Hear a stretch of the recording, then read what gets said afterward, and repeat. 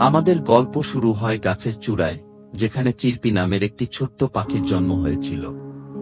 বাসাটি একটি নিরাপদ আশ্রয় ছিল, কিন্তু বাইরের জীবন ছিল একটি রহস্য। চিরপি প্রথম উড়তে যাওয়াটা ছিল আনন্দ এবং স্বাধীনতার একটি মুহূর্ত, কিন্তু তিনি পৃথিবীর বিপদের মুখোমুখি হওয়ায় এটি দ্রুত একটি সমস্যা পরিণত হয়েছিল।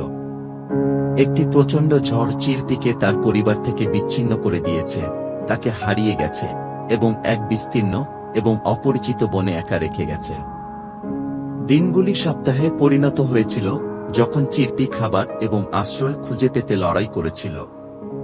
বনটি লুকানো বিপদে পূর্ণ ছিল। যখন আশা হারিয়ে যাচ্ছিল, তখন চিরপি একটি অসম্ভাব্য বন্ধুকে খুঁজে পেয়েছিল, নিবলস নামে এক ধরনের কাঠবিড়ালি, যিনি সাহায্য করার প্রস্তাব দিয়েছিলেন। নিবলসের দিকনির্দেশনার সাথে চিরপি নতুন দক্ষতা আবিষ্কার করে এবং তার শক্তি ফিরে পায়। একসাথে তারা চিরপি এর বাড়ির পথ খুঁজে বের করার জন্য রওনা দেয়। দীর্ঘ এবং কঠিন যাত্রার পর চিরপি অবশেষে তার পরিবারের সাথে পুনরায় মিলিত হয়। আনন্দ এবং স্বস্তি ছিল অপ্রতিরোধ্য। চিরপির যাত্রা তাকে স্থিতিস্থাপকতা, বন্ধুত্ব এবং কখনই হাল ছেড়ে না দেওয়ার গুরুত্ব শিখিয়েছিল।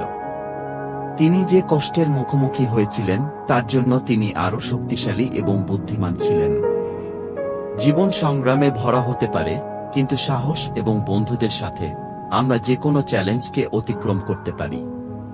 মনে রাখবেন, এমনকি অন্ধকারতম সময়েও আশা সবসময় নাগালের মধ্যে থাকে।